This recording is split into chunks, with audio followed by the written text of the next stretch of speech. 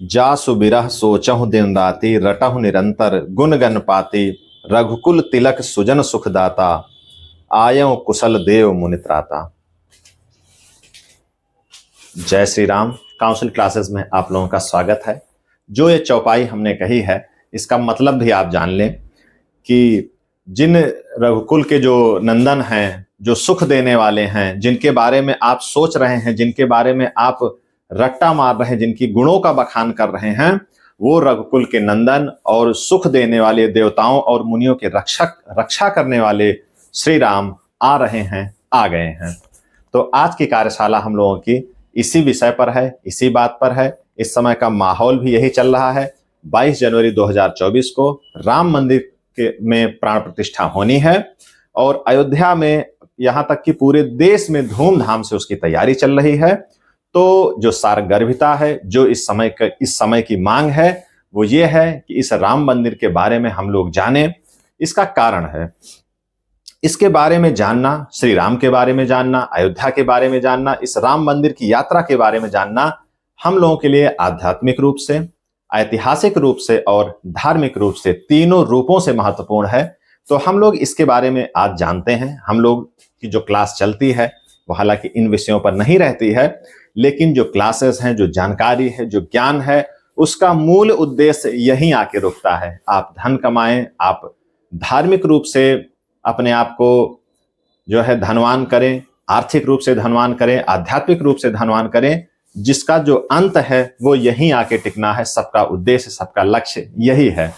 तो आज हम लोग थोड़ा सा जानते हैं जो राम मंदिर की चर्चा है, राम मंदिर का जो उद्देश्य है उसका बनने का, उसकी जो यात्रा है कहाँ से है, श्री राम जी के बारे में उनकी जो यात्रा है कहाँ से शुरू हुई है, और अयोध्या के बारे में उसका क्या कैसे रहा है हमारे भारत के दृष्टिकोण से, और जो है धार्मिक आधार पे और आध्यात्मिक उसका क्या रूप है, उसके बारे में हम लोग थोड़ा सा जानते हैं।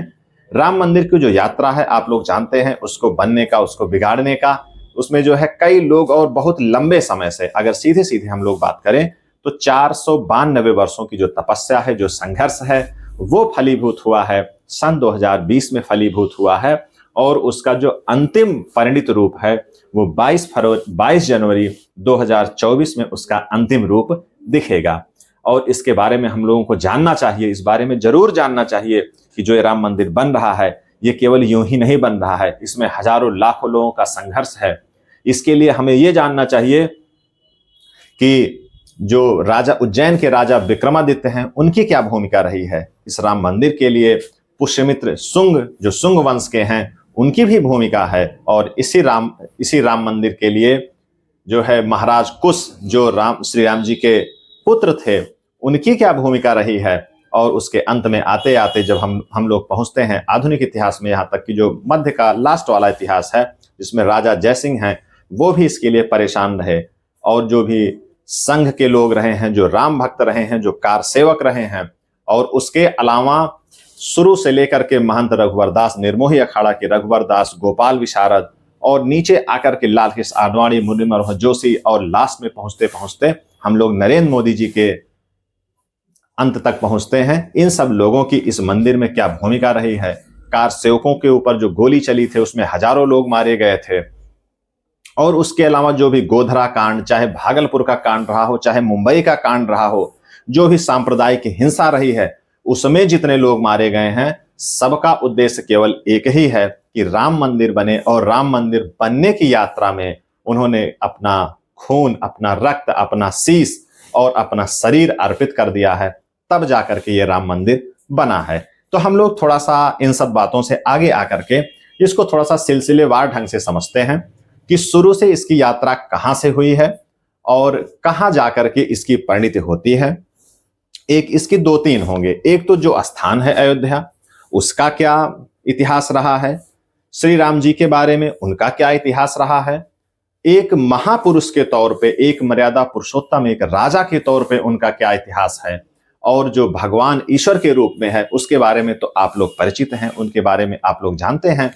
लेकिन एक सामान्य मनुष्य के तौर पे जो अवतार लेकर उन्होंने इस देश को, इस समाज को जो सीख दी है, जो मर्यादाएं बताई हैं, उसके बारे में हम लोग थोड़ा सा आज जरूर जानेंगे।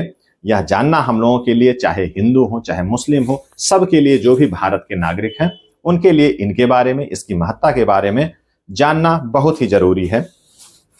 तो हम लोग देखते हैं सबसे पहले कि अयोध्या से, क्योंकि मूल उद्देश्य, जो इसका मूल रहा है वो अयोध्या ही रहा है और इसी के बारे में शुरू से सारी चर्चा परिचर्चा रही है। अगर अयोध्या के बारे में हम लोग बात करें तो जो अयोध्या नगर की स्थापना हुई है वो जो है वैवस्वत मुनि हैं, उन्होंने अयोध्या नगर को बसाया था। और इस अयोध्या का इस अयोध्या का एक अन्य नाम साकेत के रूप में और कौशल के रूप में, ये कौशल की राजधानी के रूप में अयोध्या जानी गई, साकेत के रूप में। इन सब का वर्णन जैन ग्रंथों में, हिंदू समाज के जो भी सनातन समाज का जो ग्रंथ है उनमें तो इनका वर्णन है ही है, रामचरितमानस, रामायण, इन सब चीजों में तो वर्णन है ही है।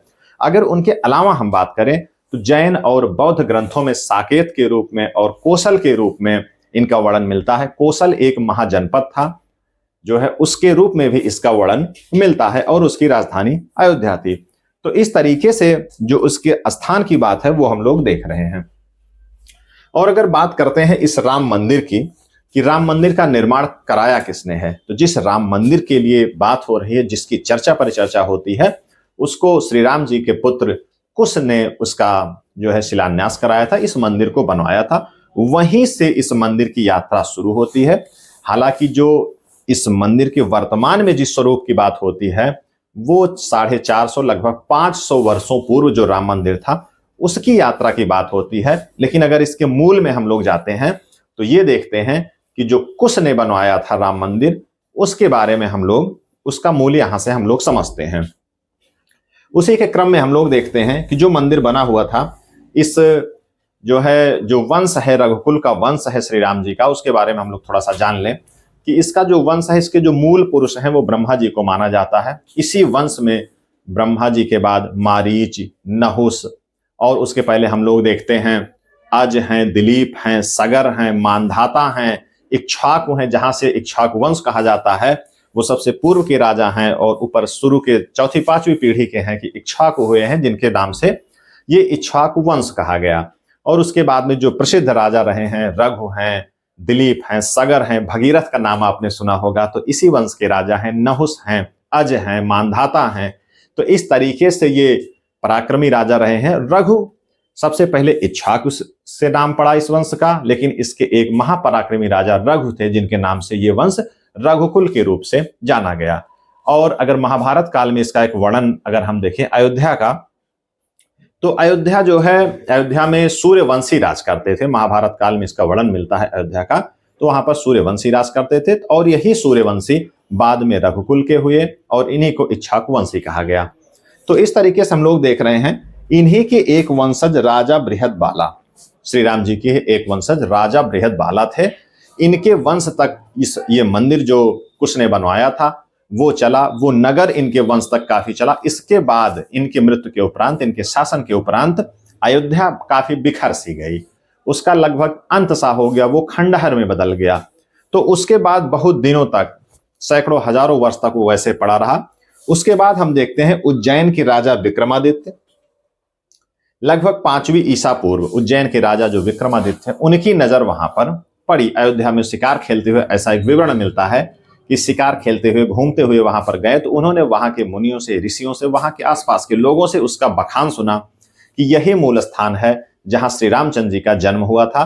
तो सबसे पहले, वर्तमान दृष्टिकोण में अगर देखें तो सबसे पहले काफी समय बाद, एक बहुत बड़े गैप के बाद, विक्रमादित्य ने, जो राजा विक्रम के नाम से भी जाने गए हैं, उन्होंने उस अयोध्या में एक राम मंदिर बनवाया और इसी प्रकार के लगभग 3000 मंदिर उन्होंने वहां पर बनवाए। उसके साथ में बहुत कुएं खुदवाए, मतलब एक प्रकार से रिस्ट्रक्चर हुआ अयोध्या का, नए रूप में वो फिर से जो है बन के तैयार हुआ।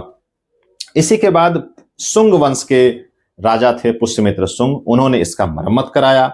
उसके बाद में गुप्त राजा स्कंदगुप्त, काफी बाद में आकर के गुप्त राजा स्कंदगुप्त ने कुछ समय के लिए उन्होंने अयोध्या को अपनी राजधानी बनाया। तो इस तरीके से हम लोग चर्चा करते हुए ईसा पूर्व से अब ईसवी पर लगभग आ गए हैं। उसके बाद अगर देखते हैं जो मंदिर बना हुआ था, तो उसके बाद मुस्लिमों का आक्रमण हुआ। हालांकि जो शुरू के मुस्लिमों का आक्रमण हुआ वो उत्तर भारत तक, इस हिस्से तक नहीं पहुंच पाए थे, अयोध्या तक वो नहीं पहुंच पाए थे। सोमनाथ को लूटा और तमाम मंदिर, बनारस को, मथुरा के मंदिरों को उन्होंने लूटा, लेकिन अयोध्या तक उनकी निगाह नहीं पहुंच पाई। उसके बाद हम लोग देखते हैं कि जब मुगल वंश शुरू हुआ, इब्राहिम लोदी की मृत्यु के उपरांत मुगल वंश जब शुरू हुआ, तो बाबर के समय में बाबर के एक सेनापति मीर बाकी, ये सबसे ज्यादा परिचित है, लोग इसके बारे में बहुत जानते हैं कि जो सेनापति हैं मीर बाकी ने वहां पर मंदिर को तोड़ करके एक मस्जिद का निर्माण कराया। बाबर के सेनापति मीर बाकी द्वारा 1528 ईस्वी में उन्होंने एक उसी स्थान पर मंदिर को तोड़ करके एक मस्जिद का निर्माण करवाया। उसके बाद सन 1717 ईस्वी में जयपुर के राजा जयसिंह द्वितीय ने भी उस मंदिर को बनाने का प्रयास किया। क्योंकि उस समय मुगल वंश चल रहा था, उनकी इच्छा जरूर थी जयसिंह की, लेकिन वो स्वायत्त इतने नहीं थे कि वहां पर वो मंदिर बना सके। और उसके पहले ये जान लेना जरूरी है कि जो बाबरी मस्जिद का नाम बाबरी मस्जिद पड़ा, वो औरंगजेब ने दिया था। मीर बाकी ने एक मस्जिद बनाई थी वहां पर, 3 गुंबदों वाली एक मस्जिद बनाई थी, लेकिन उसका नाम बाबरी मस्जिद औरंगजेब ने किया था। तो जयसिंह ने भी प्रयास किया, राजा जयसिंह ने, तो वो मंदिर बनाने में तो सफल नहीं हो पाए, लेकिन उसी मस्जिद के बाहर एक उन्होंने राम चबूतरा नामक एक स्थान, वही मस्जिद के बाहर ही एक राम चबूतरा बनवाने की उन्होंने कृपा कर दी कि यहां पर जाकर के भक्त अपना ये समझे कि अगर ये जन्म स्थान यही है तो वहां अपना पूजा वगैरह करते रहें। उसके बाद जो समय आता है, ये प्रक्रिया चलती रही। उसके बाद एक समय आता है कि सन 1813 ईस्वी में पहली बार हिंदू संगठनों ने वहां पर दावा किया कि ये जो राम मंदिर वाली जगह है, ये जो स्थान है, वो यहीं पर श्री राम का जन्म हुआ था और यही राम जन्म भूमि है। तो इस तरीके से आप देख रहे हैं कि हजारों सैकड़ों वर्ष पूर्व से होती हुई उस राम मंदिर की यात्रा यहां पर पहुंच गई है। कहां? सन 1813 ईस्वी में, जहां पर पहली बार दावा किया गया। और इस दावा को अंग्रेजों के समय में, उस समय अंग्रेजों का शासन था, अंग्रेजों के समक्ष दावा किया गया। हालांकि इस दावा को नकार दिया गया, लेकिन फिर भी अगर हम देखें तो एक पुस्तक थी अयोध्या रिविजिटेड, जिसमें आईपीएस कुणाल किशोर ने वर्णन किया है कि वो जो मंदिर है, जो मस्जिद है, तत्कालीन तौर पे जो मस्जिद था, उनकी जो दीवारें हैं, उनकी जो कलाकृतियां हैं, वो हिंदू कलाकृतियों से मैच करती हैं, मिलान करती हैं। जो वो खंभे बने हुए हैं, वो हिंदू कलाकृतियों से मिले हुए हैं। तो इस चीज पर जब ये पुस्तक प्रकाशित हुई तो इस पे भी काफी विवाद हुआ। तो जो साक्ष्य थे वो मंदिर के ही साक्ष्य उसमें नजर आ रहे थे। इसके बाद जो अगला दावा है, अगर हम देखें तो मोंटगोमरी मार्टिन एक सर्वेक्षक थे, ब्रिटिश सर्वेक्षक। इसका आप जो है हड़प्पा संस्कृत में आप इनका नाम पढ़ते हैं। तो इन्होंने भी जो साक्ष्य इकट्ठा किया, इन्होंने जो बताया कि जो खंभे हैं वहां पर मस्जिद के, वो हिंदू कलाकृतियों से, हिंदू संस्कृत से मैच करते हैं, मिलान करते हैं। तो उनका भी एक योगदान रहा है। मतलब एक सही प्रकार से जो इसका उद्घाटन होना शुरू हुआ, यहां से वो शुरू हो गया, एक स्पष्ट चर्चा यहां पर होने लगी। उसके बाद सन 1853 ईस्वी में अवध के नवाब वाजिद अली शाह के समय में एक सांप्रदायिक दंगा हुआ। तो जो दंगा है मूलतः इसी बात को लेकर के रहा होगा। इसके बाद में सन 1855 में, अंग्रेजों का समय चल ही रहा था, उस मस्जिद में मुसलमानों को प्रवेश की इजाजत दी गई और हिंदुओं के लिए वही राम चबूतरा जो स्थान है, वहीं पर उनको अपनी पूजा करने की उनको इजाजत दी गई। उसके बाद में सबसे पहली बार जो 1885 ईस्वी में निर्मोही अखाड़ा के एक संत थे, एक साधु थे, रघुबर दास, जिन्होंने पहली बार कोर्ट में अंग्रेजों के समक्ष एक याचिका सबसे पहले उन्होंने प्रस्तुत की और उन्होंने दावा प्रस्तुत किया ये जो राम जन्मभूमि है, ये स्थान है, वो हिंदुओं का है। पहली बार याचिका के रूप में जो है दावा प्रस्तुत किया गया। उसके बाद जो कारवां आगे बढ़ता है, सन 1934 का एक दौर आता है। उसमें वहां पर एक अयोध्या में दंगा हुआ। वहां की जो दीवार थी मस्जिद की, वो तोड़ दी गई या टूट गई होगी, जो भी स्थितियां बनी होगी। उसको बाद में वर्तमान सरकार ने उसको जुड़वा दिया, तब वो स्थिति वहां पर शांत हो गई। उसके बाद एक बड़ी घटना घटती है 30 दिसंबर सन 1949 को, जिसमें हिंदुओं का मानना है कि वहां पर श्री राम, जो मस्जिद के अंदर जो जगह है, श्री राम जी की एक मूर्ति वहां पर प्रकट हुई। मतलब प्रकटीकरण का मामला आया कि वहां पर श्री राम जी की एक मूर्ति प्रकट हुई, लेकिन वहीं पर मुसलमानों का जो दावा है, जो उनका मानना है कि रात को चुपके से किसी ने वहां पर मूर्ति रख दी है। तो रात में अचानक घंटियां बजने लगी, लोगों ने जाकर के देखा तो एक मूर्ति वहां पर प्रकट हो गई थी। हिंदुओं का ऐसा दावा है। और वहीं उसी समय से वहां पर अंदर एक मूर्ति स्थापित हो गई।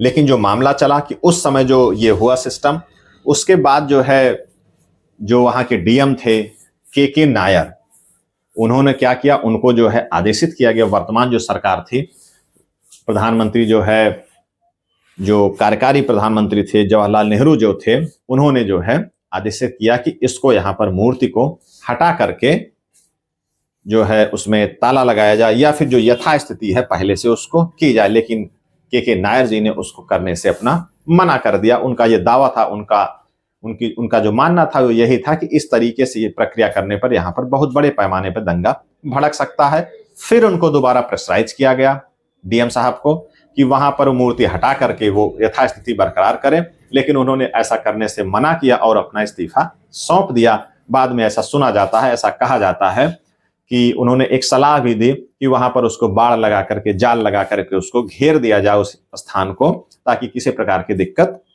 ना हो। इस बात से जवाहरलाल नेहरू प्रभावित हुए और उन्होंने अपना इस्तीफा जो उन्होंने सौंपा था उसको लेने से मना कर दिया और पहली बार वहां पर जाल और बाड़ लगाकर उस हिस्से को घेर दिया गया। यह घटना थी सन 1949 की।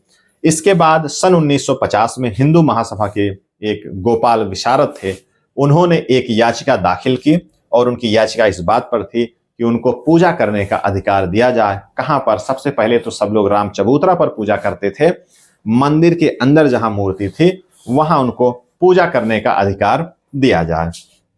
तो इस तरीके से यह क्रम चलता रहा। उसके बाद सन 1980 में सही रूप से जनता के रूप में और जनता की तरफ से और एक पार्टी के तौर पे, एक सशक्त संगठन के तौर पे भारतीय जनता पार्टी, विश्व हिंदू परिषद और आरएसएस मतलब जो संघ है, ये सब मिलकर के इन लोगों ने एक बड़े राम मंदिर के लिए एक बड़ा राम भक्ति के रूप में एक बड़ा आंदोलन चलाया। और वहीं से आप लोग इस बारे में परिचित होंगे कि वहीं से इसकी एक स्पष्ट नींव रखी गई, एक पार्टीगत नींव रखी गई कि जनता इस चीज की मांग कर रही है, उसके लिए एक अलग धार दी गई। और उसके बाद सन 1984 में एक रथ यात्रा निकाली गई लाल कृष्ण आडवाणी जी के द्वारा, सोमनाथ से, सीतामढ़ी से अयोध्या तक के लिए एक रथ यात्रा निकाली गई। चूंकि 1984 का मामला था, उसी समय इंदिरा गांधी जी की मृत्यु हो गई, तो वो जो रथ यात्रा थी वो टाल दिया गया। उसके बाद सन 1986 में एक बड़ी घटना घटी, साहबानों का केस। उसके बारे में अगर आप परिचित हों तो उच्चतम न्यायालय ने एक साहबानों का मामला था, उनको उनके पति से तलाक के बाद या तलाक के समय गुजारा के लिए उन्होंने कर दिया कि उसका पति जो है साहबानों को गुजारा देगा। इस बात पे जो है वर्तमान सरकार, जो राजीव गांधी की सरकार थी, उन्होंने इस मामले को संसद के द्वारा इसको पलट दिया। मतलब सुप्रीम कोर्ट के फैसले को उन्होंने नलीफाई कर दिया, उसको पलट दिया। उसका मुख्य कारण था कि मुसलमान कहीं उनसे नाराज ना हो जाएं। और हालांकि मुसलमान उससे नाराज नहीं हुए क्योंकि ऐसा मामला हुआ, हालांकि अन्याय हुआ साहबानों के साथ, लेकिन तत्कालीन परिस्थिति जो तुष्टीकरण का मामला था उसके वजह से राजीव गांधी जी ने उसको पलट दिया। तो मुसलमान तो उनसे नाराज नहीं हुए, लेकिन फिर हिंदू नाराज हो गए।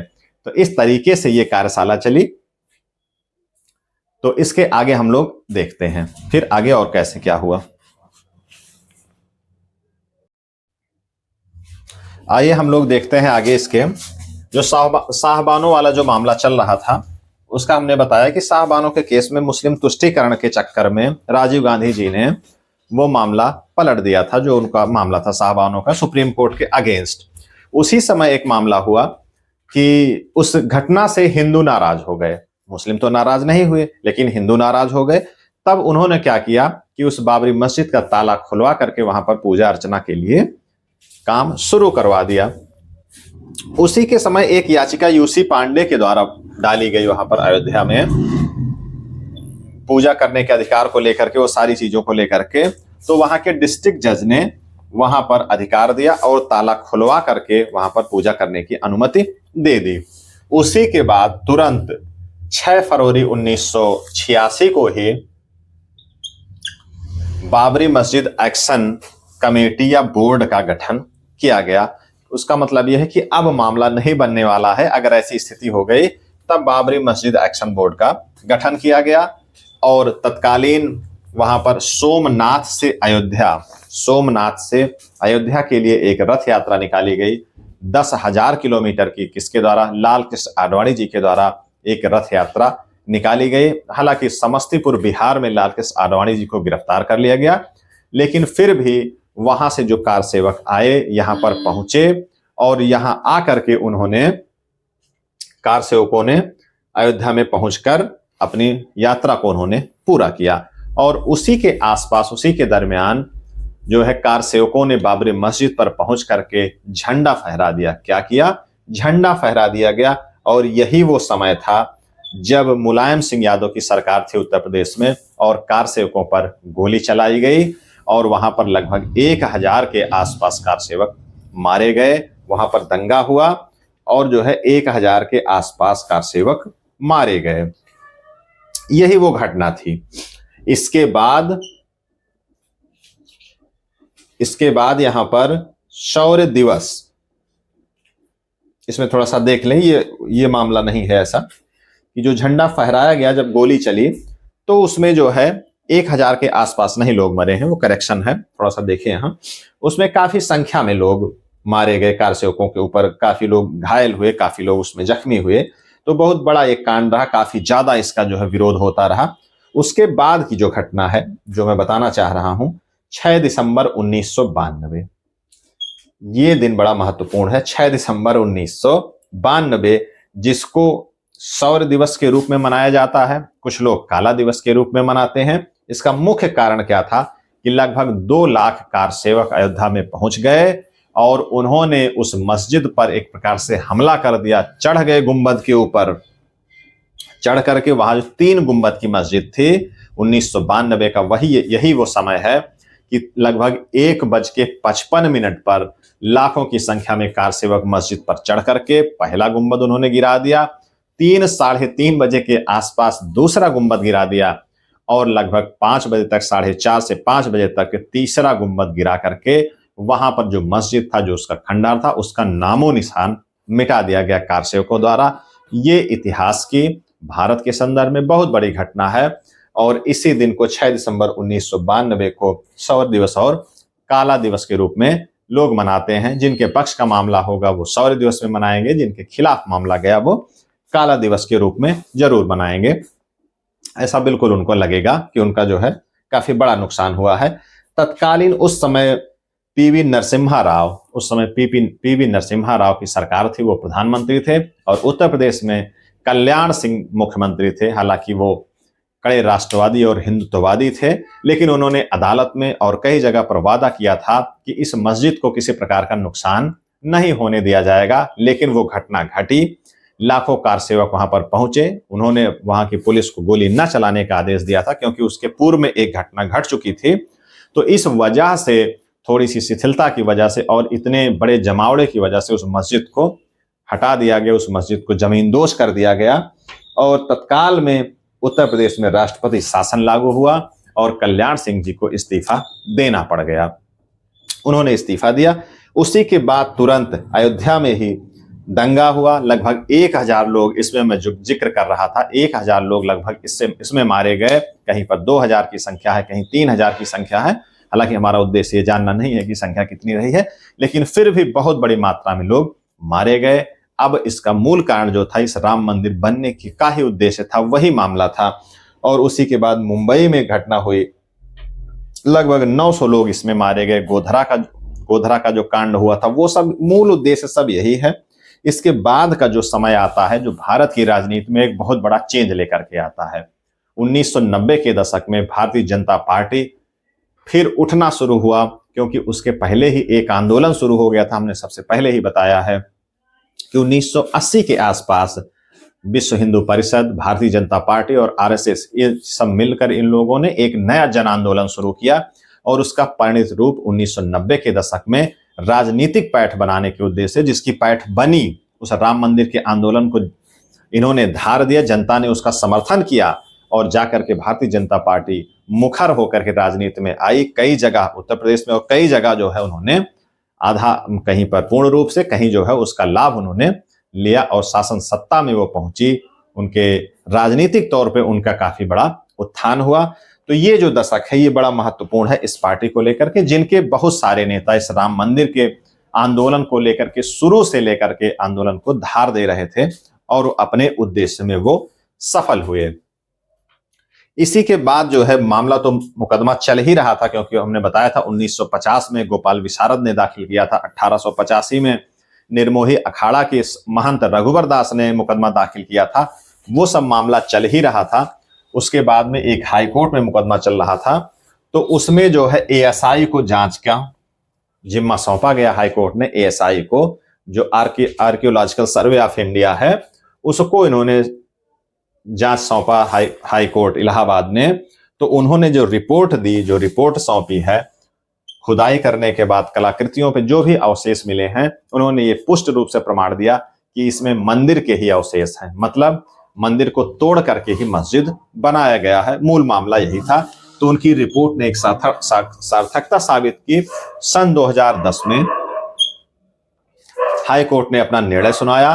तो उसमें 1/3 जो हिस्सा था, जो जमीन थी, उसका 1/3 भाग राम जन्मभूमि को उन्होंने दिया, 1/3 भाग मतलब 1/3 उन्होंने निर्मोही अखाड़ा को दिया, और 1/3 उन्होंने किसको दिया? सुन्नी वक्फ बोर्ड को बांट दिया। मतलब पूरी जमीन को उन्होंने 3 भागों में बांट दिया। और इस निर्णय से कोई सहमत नहीं था, 3 के तीनों पक्ष सहमत नहीं थे। तो होना ही था। उसके बाद 2011 में मामला कहां पहुंच गया? Supreme court. 2011 में मामला सुप्रीम कोर्ट पहुंचा। तो वहां कुछ दिनों बाद सुप्रीम कोर्ट ने एक मध्यस्थता के लिए उन्होंने एक गठित की कि आपस में बैठ करके सारे पक्ष मिल बांट के कोर्ट से बाहर अगर किसी निर्णय पर पहुंच जाते हैं तो बहुत अच्छा होगा। हालांकि ये, और इसका पूर्ण रूप से 2017 में ये इसका गठन हुआ, लेकिन उसका कोई रिजल्ट नहीं आ पाया। इस तरीके से 9 नवंबर 2019 को सुप्रीम कोर्ट ने अपना, जब मध्यस्थता फेल हो गया तो उसके बाद फिर नियमित रूप से सुनवाई के लिए सुप्रीम कोर्ट ने एक टीम गठित की, एक जजों का पैनल गठित किया, तो जिसने नियमित रूप से सुनवाई करके 9 नवंबर 2019 को अपना निर्णय सुनाया। और उस निर्णय में जो पूरी जमीन थी, 2.77 एकड़ जो जमीन थी, उसने क्या किया? राम जन्मभूमि ट्रस्ट को उसने दे दिया। उसने अपना निर्णय सुनाया कि सारी संपत्ति, सारी जमीन राम जन्मभूमि की है। और इसी निर्णय के बाद से इस पूरे मामले का पटाक्षेप हो गया। और उसी के साथ में एक निर्णय ये भी उसने दिया सुप्रीम कोर्ट ने कि 5 एकड़ जमीन मस्जिद के लिए वहीं पर अयोध्या में ही कहीं आसपास दे दी जाए। तो वहां एक धुन्नीपुर गांव है, वहां अयोध्या से लगभग 15 से 20 किलोमीटर दूर, वहां पर 5 एकड़ जमीन मस्जिद के लिए दी गई है। लेकिन जो मूल जमीन का विवाद था वो राम जन्मभूमि के पक्ष में आई।